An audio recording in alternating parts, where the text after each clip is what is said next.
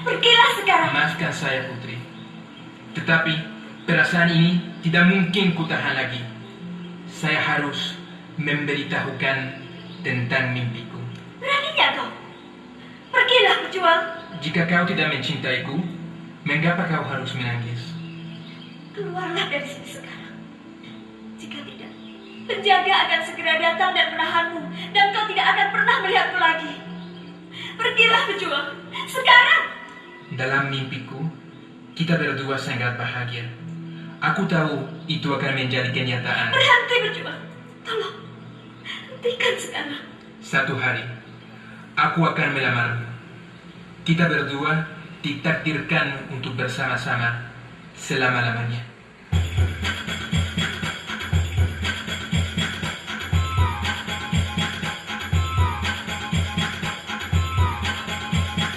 Beberapa bulan kemudian.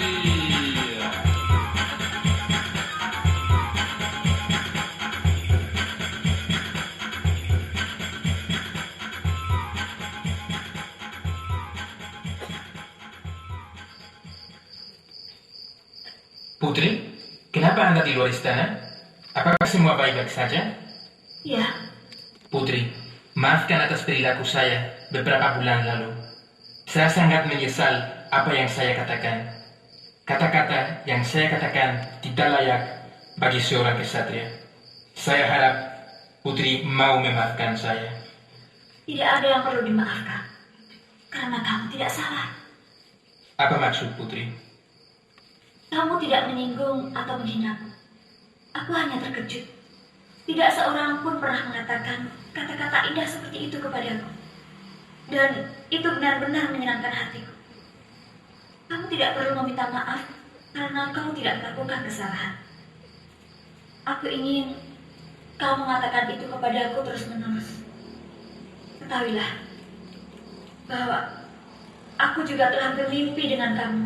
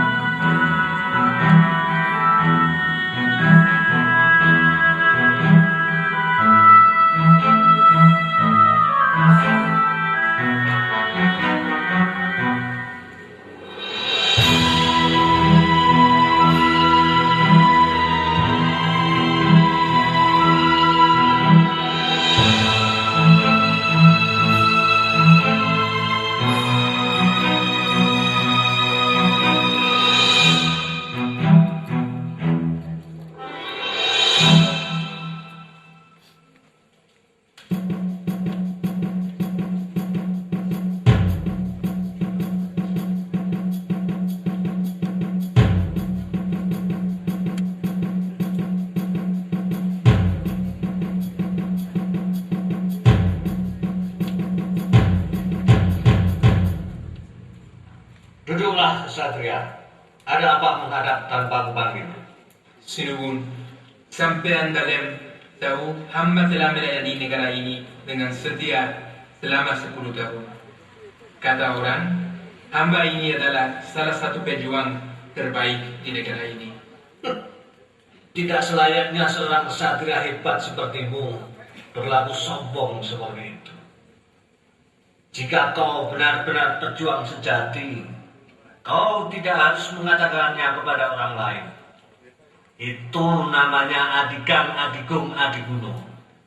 Maafkan hamba, Sinuwun. Hamba tidak bermaksud untuk menyombongkan diri di depan Sinuwun. Hamba hanya ingin membuktikan kesetiaan saya kepada negeri dan kepada Sinuwun. Baiklah. Sebenarnya apa yang ingin kau katakan? Bicaralah terus terang, jangan berbelit-belit. Saya ingin melamar putri Anda, Putri Istaksiwatu, dalam pernikahan.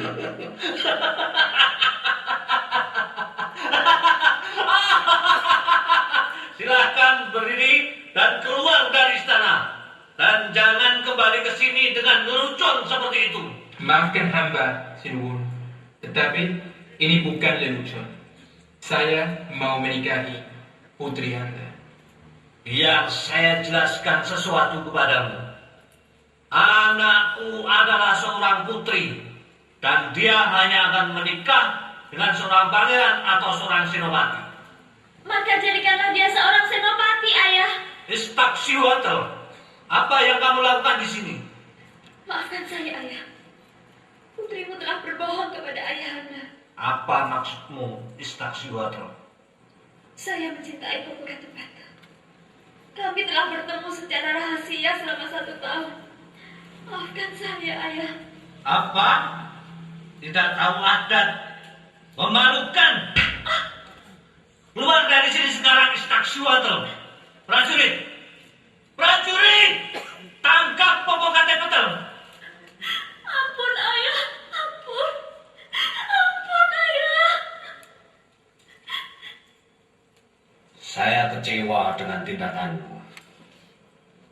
Tindakanmu tidak layak bagi seorang putri kerajaan Tenochtitlan. Maafkan putrimu, ayah. Mohon ampuni Popocatépetl.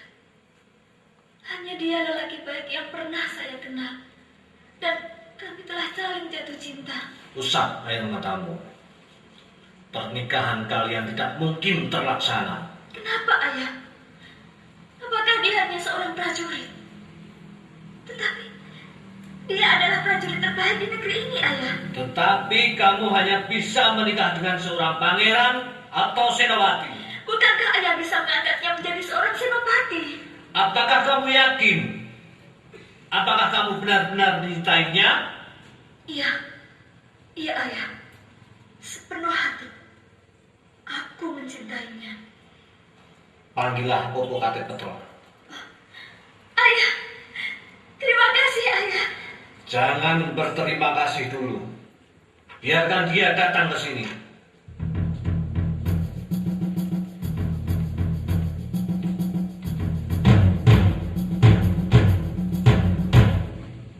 Duduklah, kesatria. Aku tahu bahwa putriku sangat mencintaimu. Tetapi Istaksihuatl hanya akan menikah dengan seorang pangeran atau senopati. Apa maksud Sinuwun? Seperti sudah kau ketahui, kerajaan kita sudah lama berperang dengan kerajaan Tlaxcala.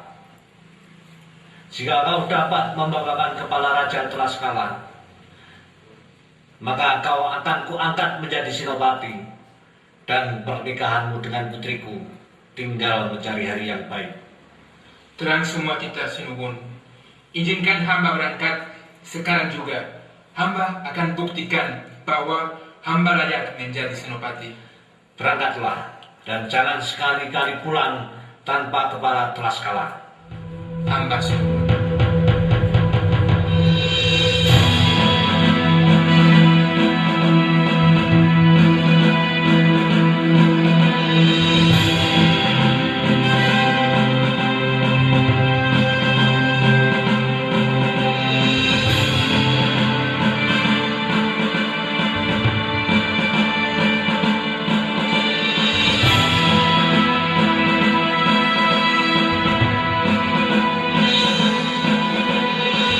Tibalah saatnya Popocatépetl dan Raja Tlaxcala saling melawan.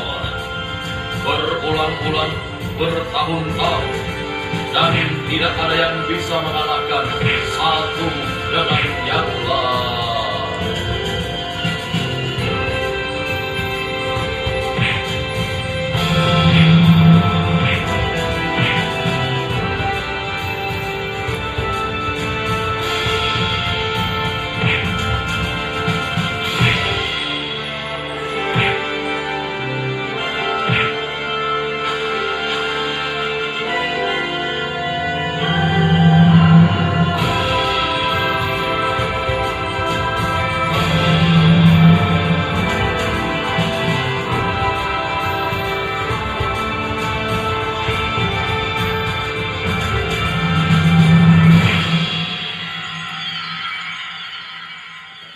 Sementara Popocatépetl pergi berperang, Istaksihuatl jatuh sakit karena terlalu merindukan sampai akhirnya dia tidak beranjak dari tempat tidurnya.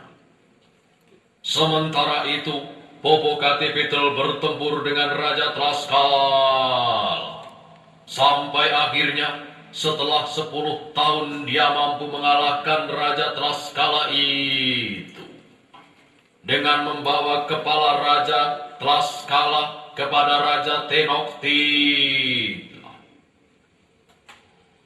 Sinuwun, inilah kepala Raja Tlaxcala. Mohon izinkan saya menikahi putrimu dengan segera. Maafkan saya, Popocatépetl yang pemberani. Dengan sangat terpaksa, saya tidak bisa menepati janji itu. Karena saya telah gagal menjaga anakku. Istaksihwato, tunanganmu, telah meninggal dunia.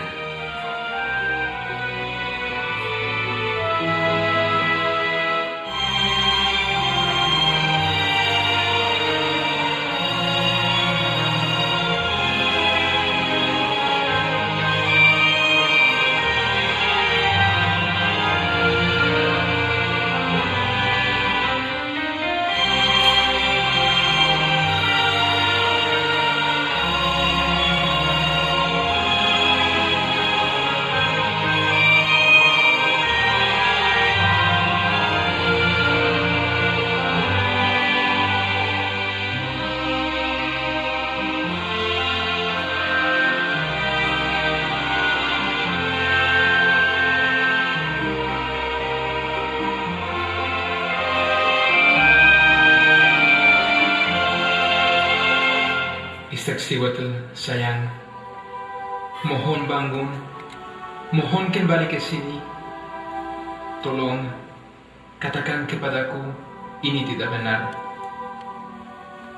Tidak ada orang di dunia ini yang aku bisa mencintai seperti aku mencintaimu. Aku cuma pergi ke peperangan itu untukmu. Maafkan aku, tidak bisa mengalahkan raja musuh kita dengan